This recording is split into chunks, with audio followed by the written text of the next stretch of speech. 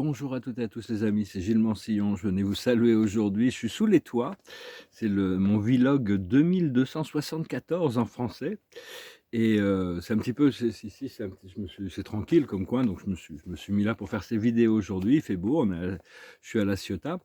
Et c'est un petit peu comme dans le film Dans la tête de John Malkovich. Il y a tout cet septième étage et demi. Alors, les gens doivent se baisser pour. Enfin là, je suis confortablement assis, donc il n'y a pas de problème. Ce qu'on cherche vraiment, c'est vraiment retourner à cette expérience de la paix, ce ressenti de l'amour, de la joie, de la liberté, hein. C'est quand même. Euh, il faut faire une liste des choses qu'on veut ressentir. Actuellement, c'est le moment, pas pour moi, de faire des listes de choses que j'ai à faire. Là, j'ai pris tout un carnet de notes, mais il y a aussi les ressentis qui sont importants, tout en sachant que ce que l'on pense est moins important que le ressenti que l'on en a. C'est-à-dire, cette Terre, c'est une planète extrêmement magnifique, avec une diversité, tellement de belles choses. Mais si vous ne trouvez pas des belles choses à voir sur Terre, pensez à quelque chose qui vous fait du bien, parce que c'est vraiment ça qui conduit notre fréquence. Et cette fréquence, c'est ce qu'on doit s'habituer.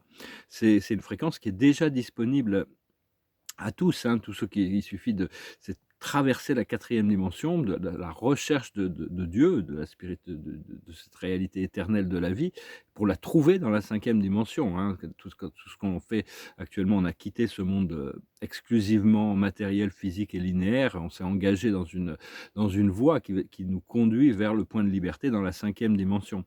Mais on reçoit beaucoup d'assistance de forces invisibles, hein, nos guides, en plus bien sûr les galactiques, et puis toute la compagnie du ciel, mais on est toujours, c'est vraiment un effort collectif, hein. Notre ascension, c'est toujours un effort collectif, parce que bien qu'on ne soit pas conscient de toutes les assistances que l'on reçoit du monde spirituel, on en reçoit énormément. Sinon, ça n'aurait pas été aussi facile. Ce que l'on a, la mission, c'est de créer un paradis sur Terre, hein. C'est vraiment la mission.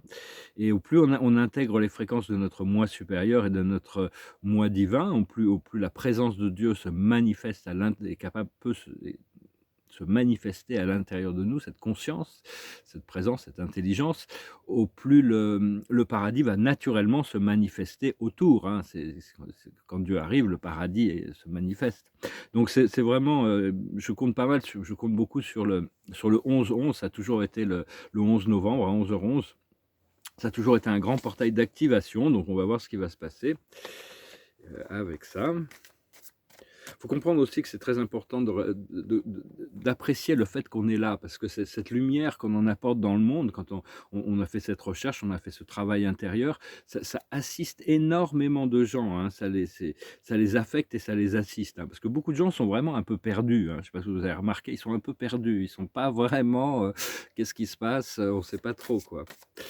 Donc ça les aide quand même.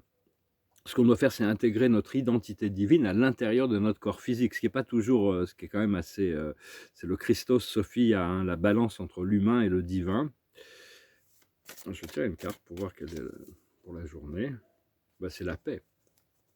C'est le premier mot que j'ai utilisé ici, hein, la paix, l'amour, la joie, le bonheur et la liberté. C'est ce que l'on recherche, hein, la paix de l'esprit. On doit se calmer, on doit se détendre, c'est pas toujours facile, parce qu'on a toutes ces pressions mentales par rapport au passé qui peuvent encore revenir, mais c'est important de continuer à faire des méditations, des prières, des mantras et des décrets.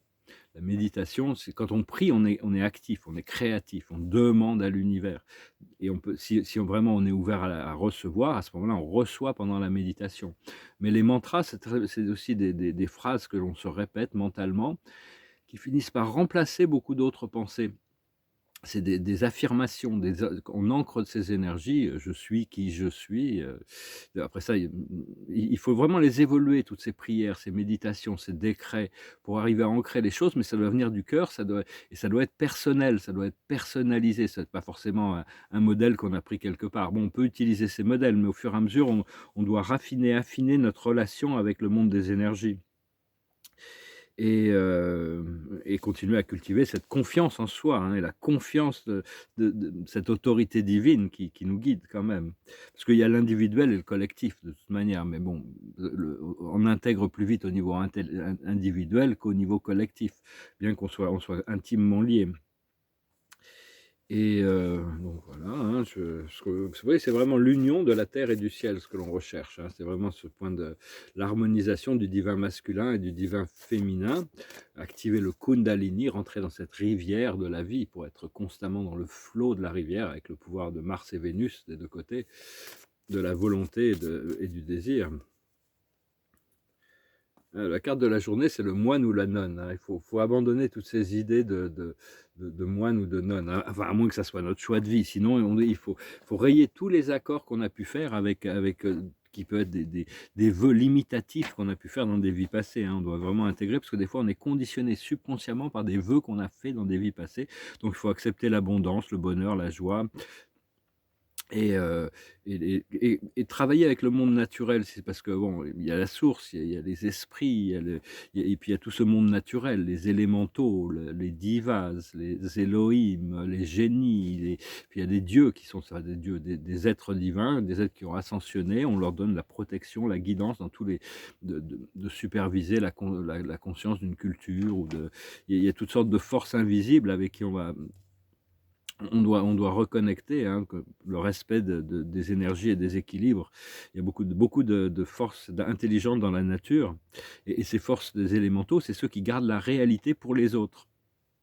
C'est-à-dire qu'eux, s'ils n'étaient pas là, il y a cette réalité physique, eux, ils maintiennent cette réalité physique, comme il y a des élémentaux de la 5e dimension, comme les fées, par exemple, appelés invités. Il faut avoir déjà développé un rapport avec elles, mais les inviter chez vous, hein, c'est des êtres de la 5e dimension, très poétiques, très légers, très drôles, très, très, très, très agréables à, et puis bon, un jour, on découvrira les centres de pouvoir, les contrôleurs d'énergie, mais tout ça, c'est parce que bon, c'est ceux qui quand même, ils libèrent ou ils contractent les énergies, mais tout ça, quand on fait notre ascension au paradis, tous ces ordres d'esprit sont complètement invisibles. On ne les voit pas, on ne les côtoie pas. C'est que quand on revient du paradis, à ce moment-là, ils deviennent tous, on peut être conversant avec ces forces-là.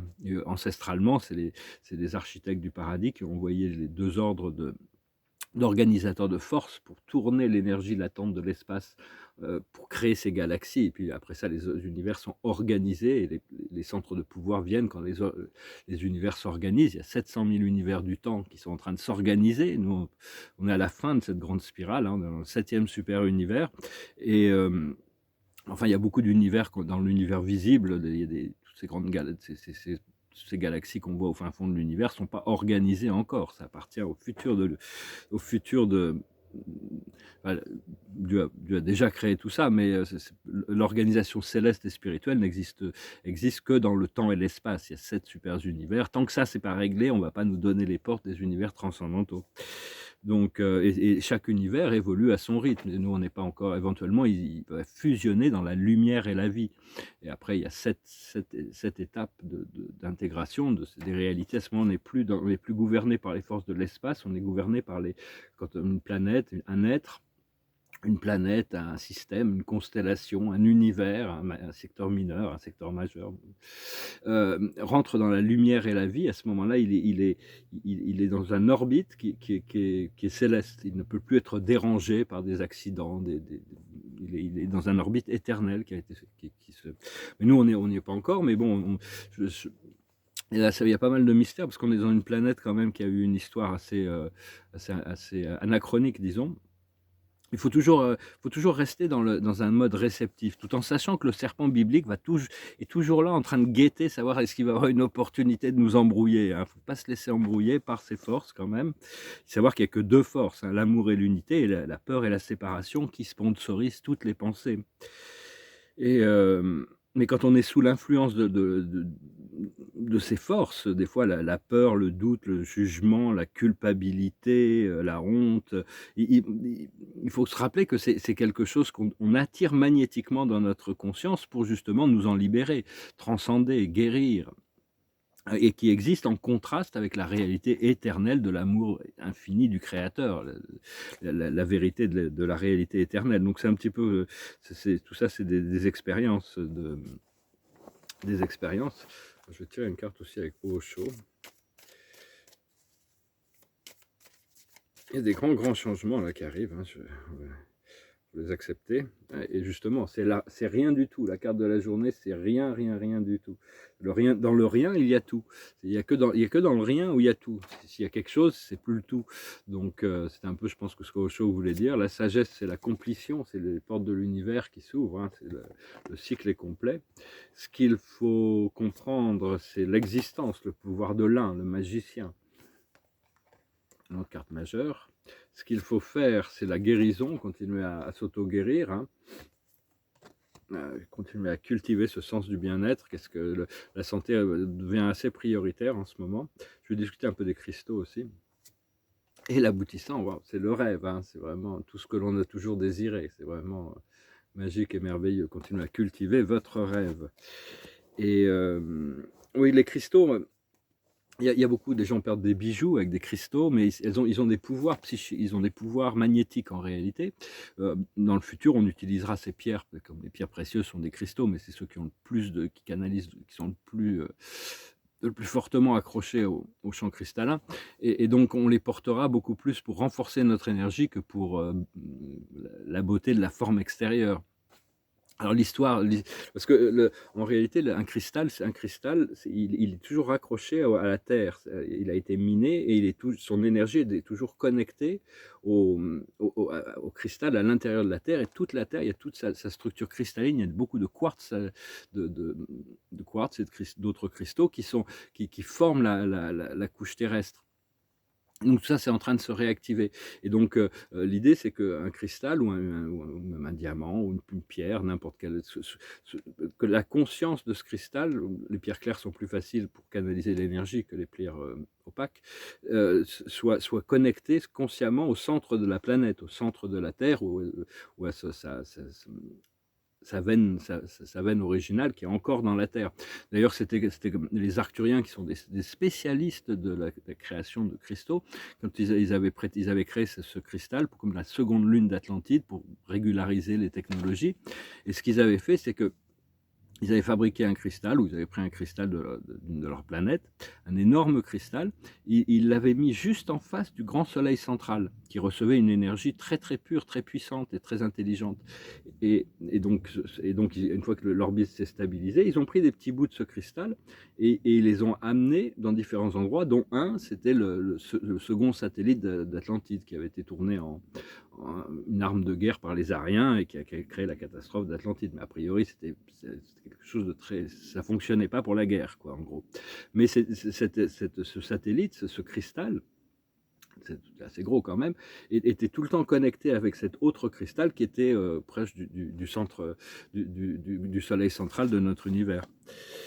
C'était même peut-être le centre galactique qu'ils avaient mis, ils avaient peut-être mis ça proche du centre galactique. Les Arcturiens sont des spécialistes. Donc l'idée, c'est que, pour conclure, ça vient en réalité, la bague, pour ceux qui ne savent pas, ça vient de Prométhée, qui était attaché sur son rocher. Zeus lui avait donné un supplice qui serait éternellement attaché au Caucase. Et il y avait un oiseau qui venait lui manger le foie toutes les nuits.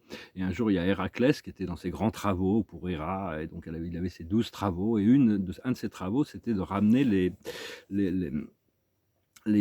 pommes du jardin des Hespérides.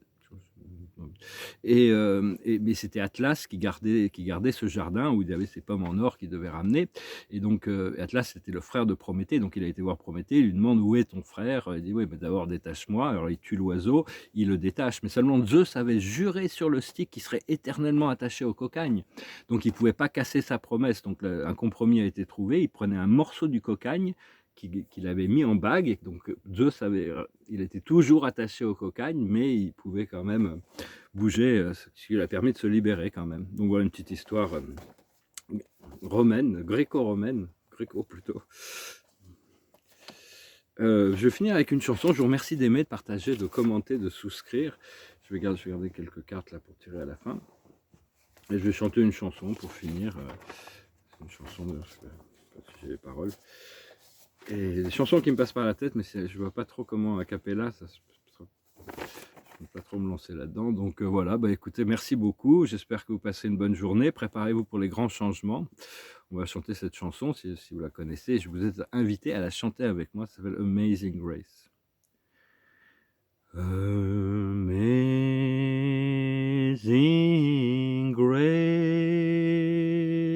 how sweet the sound that saved a wretch like me.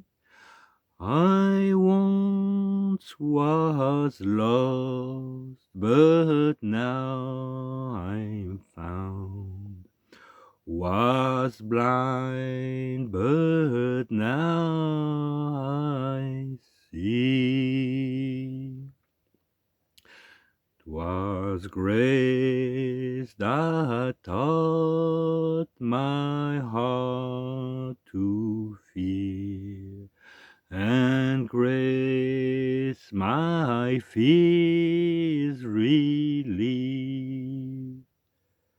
How precious did that grace appeared, the hour I first believed.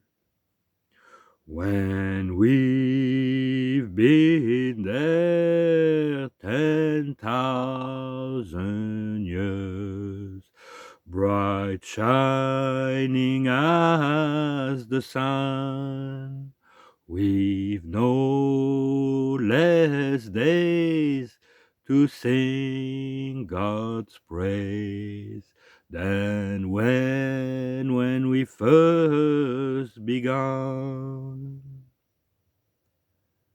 Amazing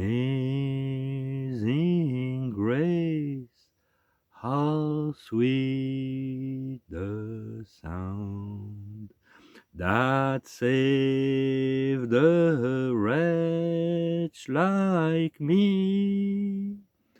I once was lost, but now I'm found. Was blind, but now I see. Amazing Grace. Je ne sais plus qui a écrit ça, c'est une vieille chanson. Il y a tellement de musique extraordinaire déjà écrite, et il y en a encore qui ne sont pas encore écrites. C'est ceux-là les plus excitantes toujours quand on les découvre. Et les nouvelles chansons des Beatles, honnêtement, je ne suis même pas sûr que John Lennon aurait voulu enregistrer cette chanson. J'ai entendu la moitié un petit peu, je ne suis pas sûr que... Oh bon, les gens sont contents. L'observateur de la journée, c'est l'authenticité, hein, continuer à être authentique. Hein. Il faut vraiment personnaliser notre relation à l'esprit tout en sachant qu'on rentre dans cette nouvelle dimension. La plus haute sagesse, ça reste l'amour. Aimez-vous vous-même. Aime-toi, le ciel t'aidera. Oui, il faut s'aimer, aimer la vie, bien sûr, par extension. Mais commencer aussi par s'aimer soi-même, toujours se le rappeler. Ce qu'il faut comprendre, c'est la droiture. Rester droit, incassable. Flexible, mais bon, droit. Il y a des choses sur lesquelles on ne peut pas... une fois qu'on a établi nos règles, on peut toujours les changer, mais il faut bien s'y tenir aussi. Ce qu'il faut faire, c'est la patience. Hein. Tout arrive à qui peut attendre. Donc c'est vraiment la patience, c'est vraiment quelque chose d'indispensable dans tout le super univers de Reventon. C'est vraiment, on doit attendre pour évoluer. Et en attendant, on évolue. C'est la philosophie sous-jacente. Et en attendant, on peut continuer à se purifier. On doit continuer à s'alléger. On doit continuer à se préparer pour ces nouvelles énergies qui arrivent. Il y a toutes sortes de bagages qu'on avait dans cette troisième dimension qu'on ne peut pas emmener dans cette nouvelle, au paradis. Hein. Il y avait des gens à un moment donné, il y a un vaisseau qui s'appelait le Neptune. Ils avaient ouvert une lettre ouverte, ça doit être en 2010, pour tous les gens qui voulaient, si les gens voulaient aller faire un tour dans le Neptune, faire un tour du système solaire, leur montrer toutes ces belles planètes et tout ça. Et puis, alors, les gens s'étaient inscrits. Moi, j'avais pris ça un peu, je ne m'étais pas inscrit, quoi. J'avais compris la démarche. Et Puis finalement, il y avait toutes sortes de gens avec toutes sortes de questions, combien de cartouches de cigarettes je dois prendre avec moi? Combien de temps ça va durer le voyage? Ouais, moi j'ai un gorille à la maison, il doit manger 200 kilogrammes de bananes par jour, donc combien de bananes je dois laisser avant de partir? Parce qu'ils n'avaient pas donné un petit peu le c'est juste un peu un test, savoir est-ce que les gens étaient prêts pour avoir cette expérience libérée. Mais beaucoup, enfin ça se prépare de toute manière, on va commencer à quand on est prêt pour quelque chose, l'univers nous offre toujours l'opportunité de comprendre, de savoir et de trouver une voie qui nous permet d'avoir cette expérience que l'on recherche. Donc voilà, bah, écoutez, je vous souhaite une excellente journée, puis je vous dis à bientôt, j'espère avec des bonnes nouvelles bientôt. Adonai.